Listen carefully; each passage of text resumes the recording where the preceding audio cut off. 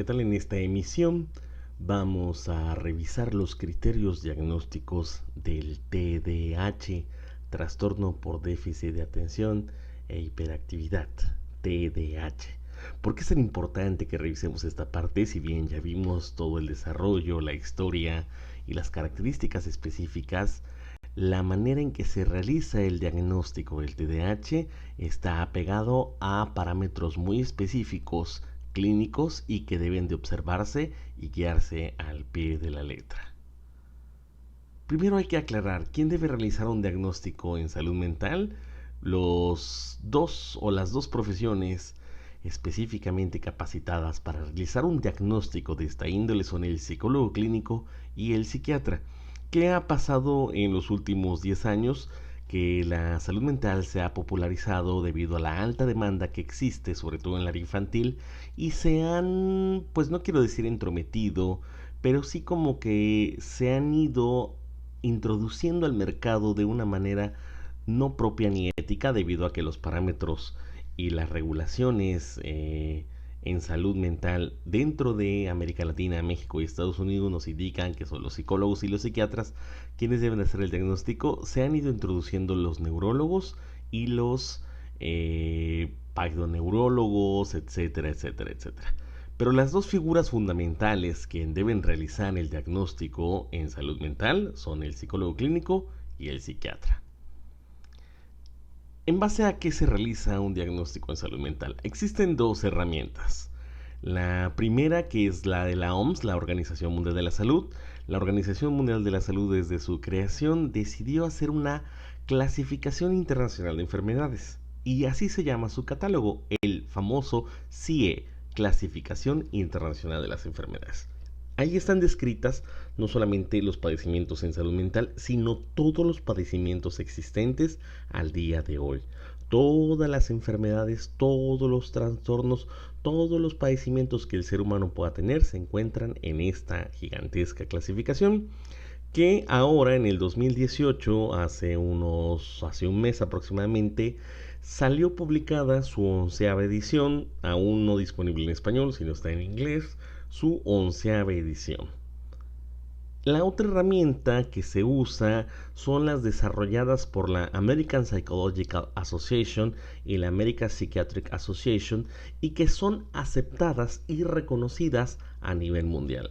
Se le conoce como el DSM, el Diagnostic and Statistical Manual of Mental Disorders, en español, Manual Diagnóstico y Estadístico de los Trastornos Mentales. Sus siglas en inglés, DSM, se han vuelto un referente muy popular y muy socorrido en el estudio de la psicopatología.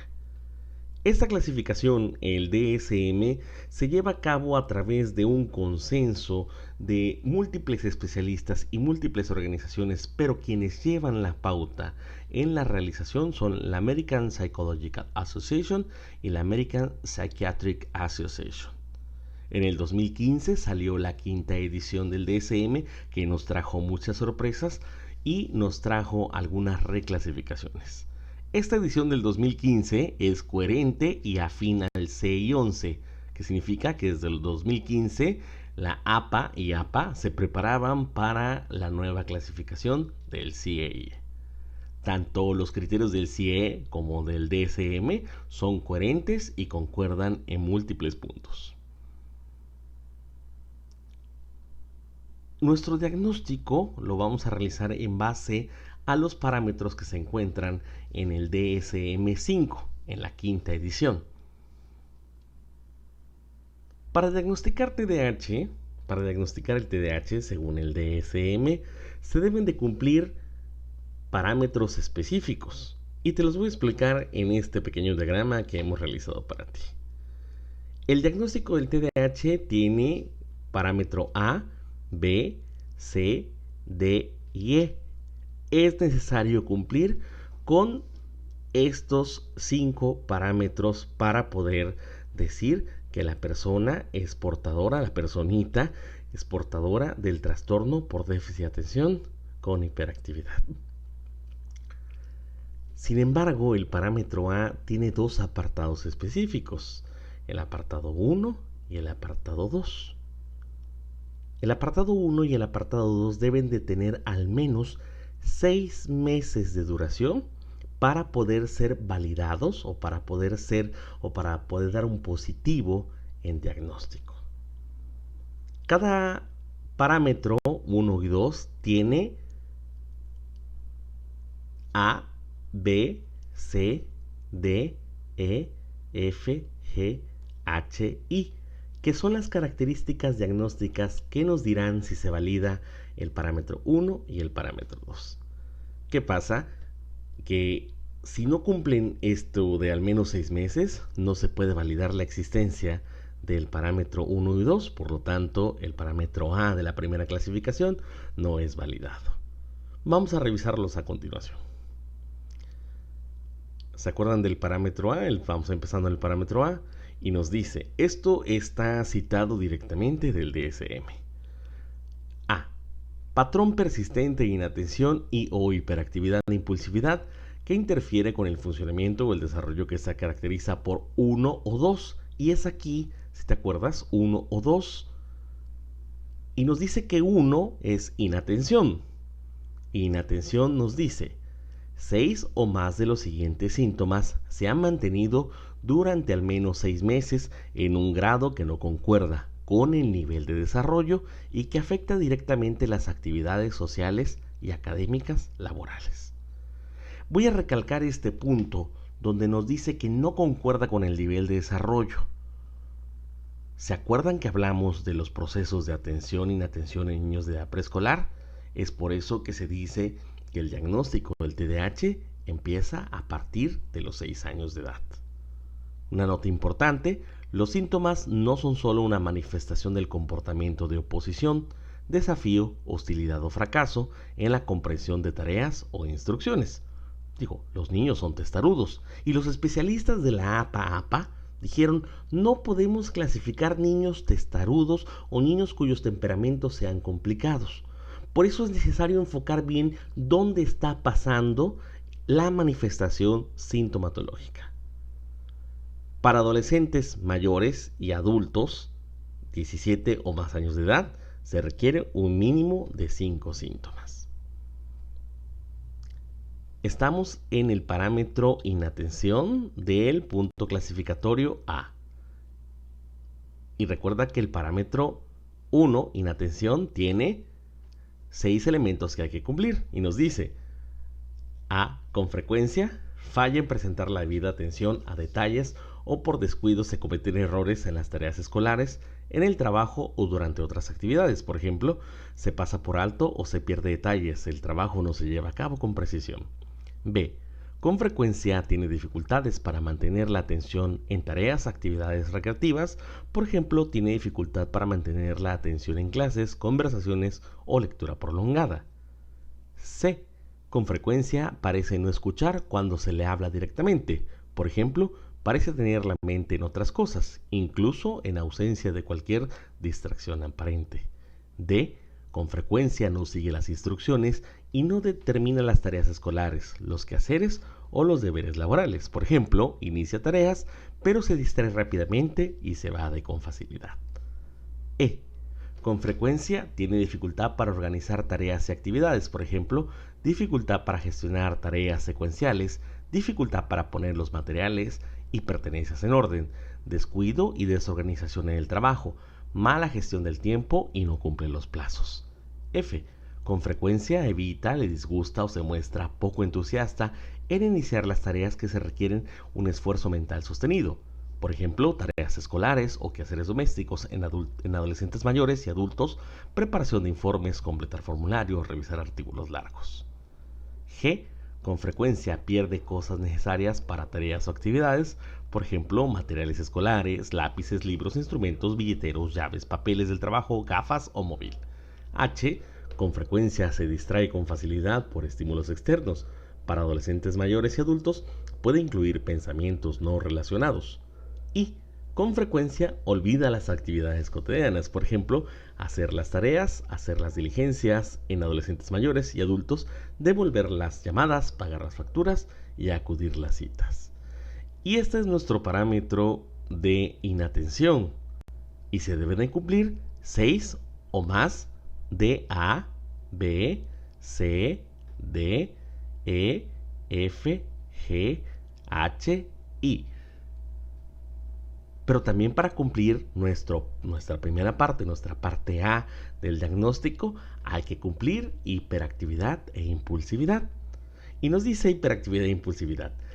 6 o más de los siguientes síntomas se han mantenido durante al menos 6 meses en un grado que no concuerda con el nivel de desarrollo y que afecta directamente a las actividades sociales, académicas, laborales.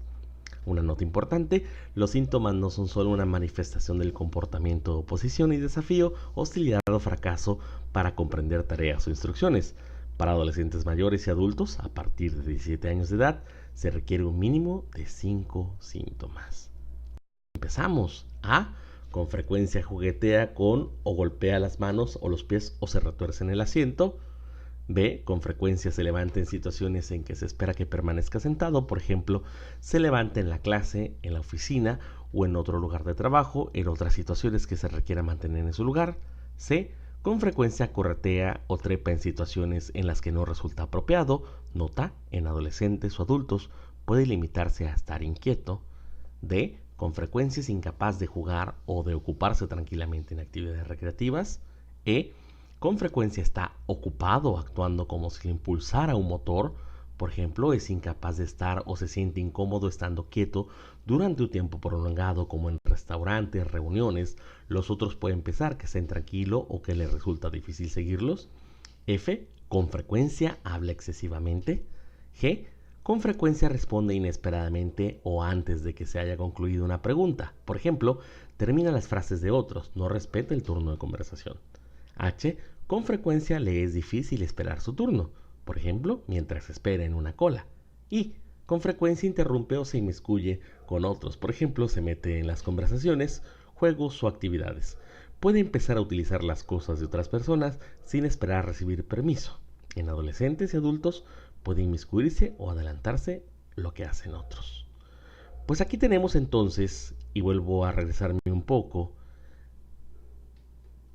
que para cumplir el punto número 1 de nuestro diagnóstico, que es el punto A, hay que cumplir con 1 y 2 y deben de tener al menos 6 meses de duración, y 1 y 2 tienen todas estas manifestaciones que deben aparecer 6 o más durante 6 meses. Solo así podemos validar el punto A de nuestro diagnóstico. Pero además tenemos que validar la existencia no solamente del punto A de nuestro diagnóstico, sino del punto B, que es el siguiente. Algunos síntomas de inatención o hiperactividad impulsivo estaban presentes antes de los 12 años. C. Varios síntomas de inatención o hiperactivo impulsivos están presentes o en 2 o más contextos, por ejemplo, en casa, en la escuela o en el trabajo, con los amigos o parientes en otras actividades. Voy a releer este punto número C porque recuerden que el parámetro diagnóstico se debe cumplir con cabalidad. Varios síntomas de inatención o hiperactivo impulsivos están presentes en 2 o más contextos.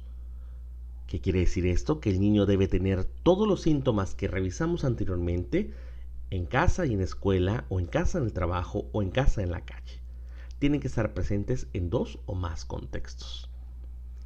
D. Existen pruebas claras de que los síntomas interfieren con el funcionamiento social, académico o laboral, o reducen la calidad de los mismos. E. Los síntomas no se producen exclusivamente durante el curso de la esquizofrenia o de otro trastorno psicótico y no se explica mejor por otro trastorno mental, por ejemplo, trastorno del estado de ánimo, trastorno de ansiedad, trastorno disociativo, trastorno de la personalidad, intoxicación o abstinencia de sustancias. Aún así hayamos cumplido con todos nuestros parámetros, es necesario ahora que especifiquemos si tenemos una presentación combinada, tenemos una presentación con falta de atención o presentación predominante hiperactividad impulsividad. ¿Por qué tenemos varias presentaciones? Por ejemplo, presentación combinada, se cumplen los criterios A1, inatención, y el criterio A2, hiperactividad e impulsividad, durante los últimos 6 meses. Pero también podemos tener presentación predominante con falta de atención. Si se cumple el criterio A1, inatención, pero no se cumple el criterio A2, hiperactividad e impulsividad, durante los últimos 6 meses.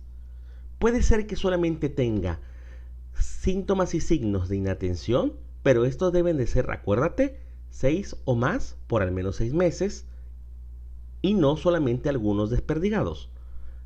Tenemos también la presentación predominante hiperactividad e impulsividad, que es igual que la anterior. También tenemos que especificar si el paciente está en remisión parcial cuando previamente se cumplían todos los criterios, no todos los criterios se han cumplido durante los últimos 6 meses y los síntomas siguen deteriorando el funcionamiento social, académico o laboral. También vamos a especificar la gravedad actual, leve, pocos o ningún síntoma están presentes más que los necesarios para el diagnóstico y los síntomas solo producen deterioro mínimo en el funcionamiento social laboral, moderado, síntomas o deterioros funcionales presentes entre leve y grave, y finalmente grave, presencia de muchos síntomas aparte de los necesarios para el diagnóstico o de varios síntomas particularmente graves, o los síntomas se producen deterioro notable del funcionamiento social laboral. Es por eso que debemos ser completamente específicos durante nuestro diagnóstico de TDAH. Recuerda entonces, TDAH se diagnostica con el cumplimiento de A, B, C, D, E, y que para cumplir A hay que cumplir con 1 o con 2 o 1 y 2, pero 1 y 2 tienen A, B, C, D, E, F, G, H, I, y esto debe de ser al menos 6 durante al menos 6 meses. Yo te agradezco mucho que sigas esta emisión. Nos vemos en el siguiente módulo.